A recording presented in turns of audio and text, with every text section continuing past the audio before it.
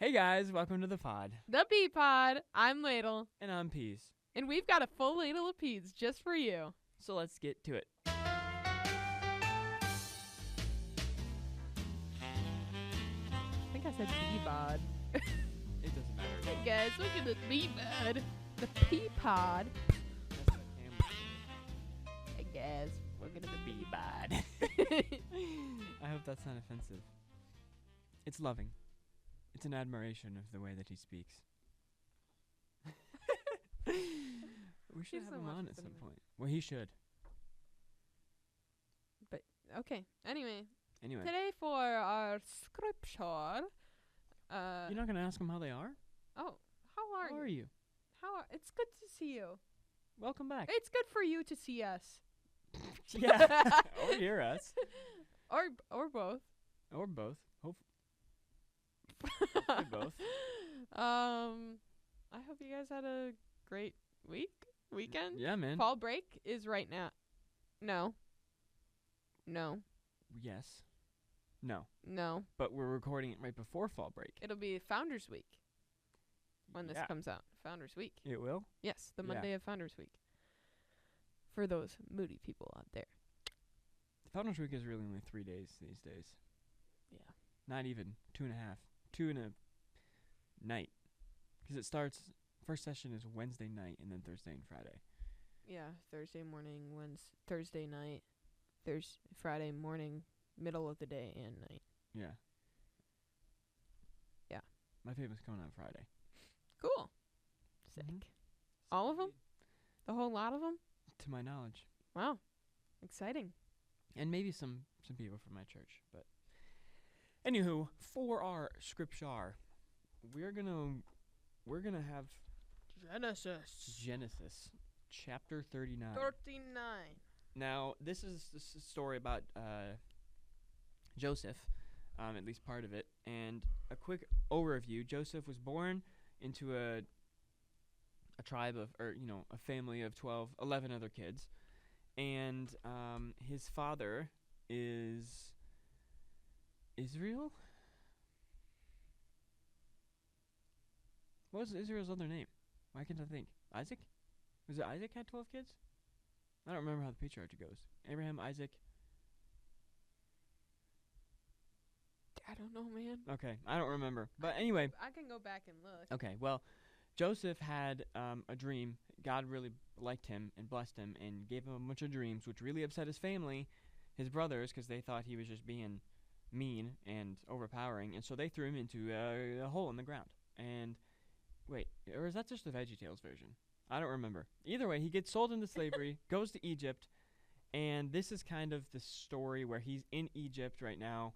He is part of this guy named Potiphar, who is like a governor kind of, and he's like that guy's servant. And he's great. Joseph is a solid, faithful guy in the Lord, and we're going to pick the story up in chapter 39, and we're just going to kind of walk through all of chapter 39. And as soon as Ladle figures out the patriarchy thing, we will abruptly stop the story to hear it. Anyway, chapter 39. Now Joseph had been brought down to Egypt, and Potiphar, an officer of Pharaoh, the captain of the guard, an Egyptian, had bought him from the Ishmaelites who had brought him down there. The Lord was with Joseph, and he became a successful man, and he was in the house of his Egyptian master. His master saw that the Lord was with him, and that the Lord caused all that he did to succeed in his hands. So Joseph found favor in the sight, and attended him, and he made him overseer of his house, and put him in charge of all that he had. This is an incredibly pivotal time for Joseph's story. When we read the rest of it, he ends up in jail, and he goes through this Crazy. he goes through this whole thing, and eventually ends up as Pharaoh's right-hand man. Not to spoil it, but this is like a really old story. So if you don't know, you don't know. But this is a turning point in Joseph's life where he ends up going on that track to become the what? What? Why are you looking at me like that? Oh, I'll take a drink of water when you start talking. And he so this is a turning point, and it's supposed to show you the faithfulness to God brings Joseph a lot of good, but it also can bring him a lot of bad, and we'll get to that in a second. So this is really good spot. From the time that he made him overseer, this is verse Verse 5. From the time that he made him overseer in his house and over all that he had, the Lord blessed the Egyptian's house. For Joseph's sake, the blessing of the Lord was on all that he had, in house and field. So he left all that he had in Joseph's charge. And because of him, he had no concern about anything but the food he ate, which is an incredible blessing. Now Joseph was handsome in form and appearance, which literally means he was smoke show. Like, he was a hottie. Like, dude was handsome. For real. Wait. So Me when Joseph. yeah, so he was a very attractive dude. And after verse 7, and after a time his master's wife cast her eyes on Joseph and said, "Lie with me." But he refused and said to his master's wife, "Behold, because of me my master has no concern about anything in the house, and he has put everything that he has in my charge. He is not greater in his house than I am, nor has he kept back anything from me except you, because you are his wife. And how then can I do this great wickedness and sin against God?" So interestingly, he then counts an affair with Potiphar's wife as a sin against God and not necessarily against Potiphar. This is very similar to when David had his thing with Bathsheba. He said, "Against you and you alone have I sinned against God." He understands the seriousness of sin and understands that he's been granted a lot of privileges because of his faithfulness to God. Lie with me literally means sex now. And that's Potiphar's wife's only line in the whole story. The only thing we ever hear from her is saying sex now, which is kind of funny. And so it's just incredibly, integral thing for him to do. And so this is kind of further painting Joseph's picture of character. Let's see. Verse 10. And as she spoke to Joseph day after day, he would not listen to her, to lie beside her, and to be with her. Verse 11. But one day when he went into the house to do his work, and none of the men of the house was there in the house, she caught him by his garment, saying, "Lie with me, sex now." But he left his garment in her hand and fled and got out of the house. And as soon as she saw that he had left his garment in her hand and had fled out of the house, she called to the men of her household and said to him, "See, he has brought among us a Hebrew to laugh at us. He came in to me to lie with me, and I cried out with a loud voice. And as soon as he heard that I lifted up my voice and cried out, he left his garment beside me and fled and got out of the house." Then she laid up his garment by her until his master came home, and she told him the same story, saying, "The Hebrew servant whom you have brought among us came in to laugh at me. But as soon as I lifted up my voice and cried, he left his garment beside me and fled out of the house." Yikes. Bro was just trying to be integral and a nice guy, and she lies about it, and he is about to get his butt whooped. Mm-hmm. And it's not a great situation for him, because, you know, it's like that situation I think of in like 3rd grade when people were like attacking me and like trying to play tag, but like try not to get me, whatever. We were playing a game on the playground, and they grabbed the sleeves of my sweatshirt, and I was like, "Oh yeah, zip!" And then I sprinted out of the sweatshirt, and all they had was a sweatshirt in their hand. They're like, and I got out of it real fast. It was really kind of fun. I was happy that happened, but that's what this reminds me of. Is Joseph's like smartest kid on the playground. Joseph's He's like, watch this. Seriously, he's like, "Peace out. I don't need this cloak anymore." So she lies. Verse 19. As soon as his master heard the words that his wife spoke to him, "This is the way your servant treated me," his anger was kindled. And Joseph's master took him and put him into the prison, the place where the king's prisoners were confined, and he was there in prison. Get this, ready? What? But the Lord was with Joseph and showed him steadfast love and gave him favor in the sight of the keeper of the prison. He was in the favor. God was with Joseph. And I can imagine Joseph saying, "Can you be with me a little less? Every time you're with me, something bad happens. My brothers," you're right, I shouldn't pound on the table. "My brothers sell me to the Egyptians. The Lord is with me. I get entangled with," I'm still pounding the Bible. I'm still, I get entangled with Potiphar's wife. She lies about me. The Lord is with me. How can this be a good thing? Well, we're going to read the rest of this chapter, and then we're going to talk about it. It's very hard to believe that is a good thing for him. Verse 22. And the keeper of the prison put Joseph in charge of all the prisoners who were in the prison. Whatever was done there, he was the one who did it. The keeper of the prison paid no attention to anything that was in Joseph's charge because the Lord was with him. And whatever he did, the Lord made it succeed. Wow. What? I just feel like even that's a turnaround point where you start to see that. You ever think that, in whatever he did, the Lord made it succeed? Bro never tried to escape. He never tried to do a little prison break, or else it would have been successful, apparently. Exactly. Yeah, that's a good point. Do you think that if Joseph had tried to escape or had done something that because he had the blessing that God, it would have been successful, or an uprising or something like that? Either way, I don't know. He was just a cool dude, so he didn't try any of that. He was like, you know what? I'm in prison. Must be for a reason. Guess I'll just be a prisoner now. He is the epitome. Now, I shouldn't say the epitome, but there's like a lot of chapters dedicated to Joseph. He's a huge character, very pivotal in God's story. And a lot of theologians and a lot of Bible scholars have noted that Joseph is one of the more prominent Christ figures in the Old Testament. He is, because everything Joseph did was a lot of times something that Jesus did.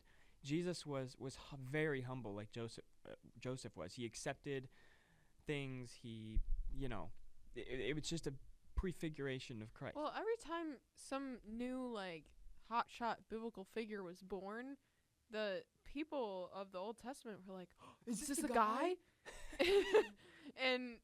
But the thing is there's not much evidence of people going to Joseph and saying, "Is this the guy?" But he's like the closest thing up until here. This point, yeah. That is the closest thing to being the guy. Yeah. Literally. And it's just like what we talked about. Is it Which 2 I weeks think is now? interesting because Jesus always tells people you didn't see anything. Don't tell people. Yeah, he strictly charged them not to tell anybody. Yeah. Right. Well, and they're all like, he's not the guy. And then he's the guy. Right. He's literally the guy. Literally the guy. Yeah. It's like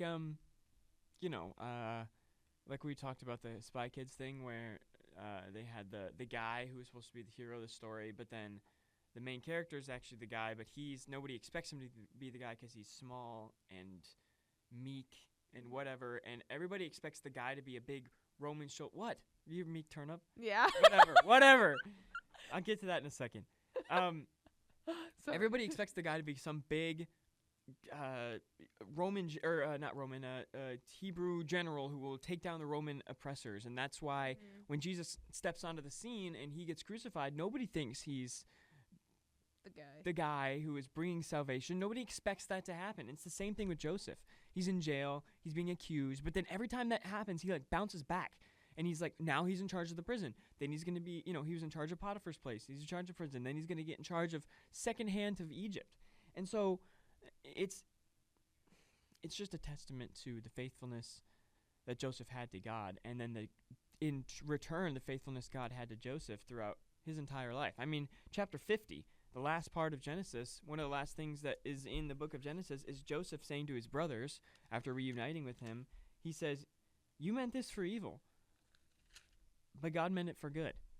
That's like the ringing overtones of Joseph's entire story is this humility and this ability to credit God with everything, good or bad, and use that as an opportunity to present what the gospel was back then, which is basically just the faithfulness of the Lord before Christ was born. So it's a wonderful story. Mm-hmm. It's a hard story to believe because, like I was saying, the Lord was with him.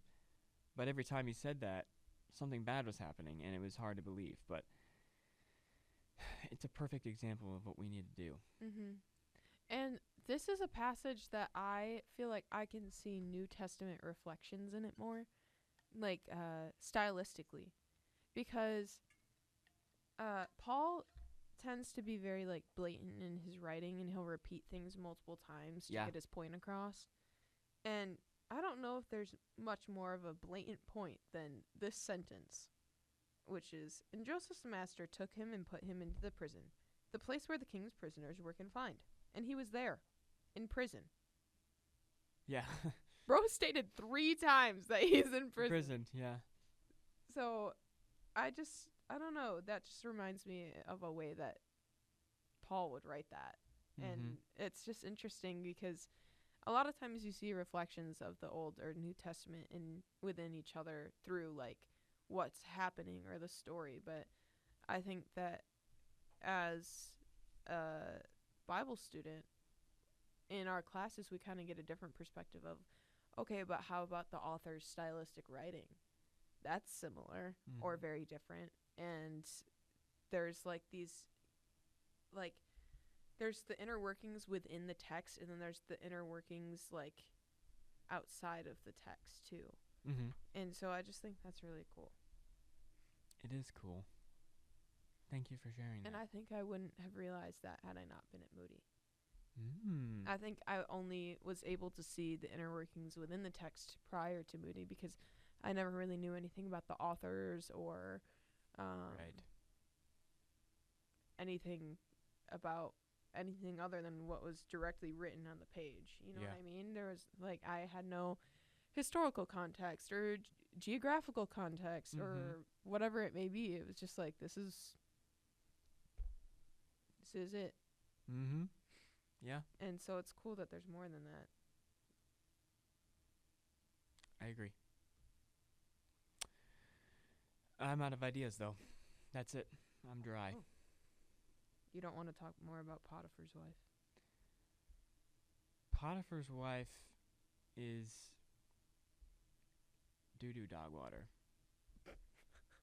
She is no good. And she took that personally. Good. She really wrecked it. But I mean, at the same time, it's very similar to today's culture in a lot of ways. Yeah. Women seduce men and then say, "You did it. It was you." And everybody goes, "That guy's a terrible guy." And when it's really the woman. And I feel like it's so uncommon now to have women convicted of those things because it's almost always like the man's fault, which I'm not saying it's not. I'm not trying to discredit any of that, not trying to get into that, not trying to dip my toes into that pond. But I just think that it's very interesting that almost at the beginning of time, this exact same thing is happening. Yeah. Now. Yeah. So, there you go. Thank you. You're welcome. I don't know. I agree. It's problematic to have this victim like aura around women when it comes to sexual affairs like that, because a lot of the time, or I would say there have been a lot of experiences where it has been very evil men, but like it's not impossible for that to happen. And yeah. Spot on. Anyway, anything else? Nope. That's it. Great. For today. That's it for today. All right. Well, we will see you on Wednesday for talking about how instruments work and function. Yeah. And that'll be fun. So yeah. So we will see you on Wednesday for another Heaping Healthy Ladle of Peace. Bye, guys.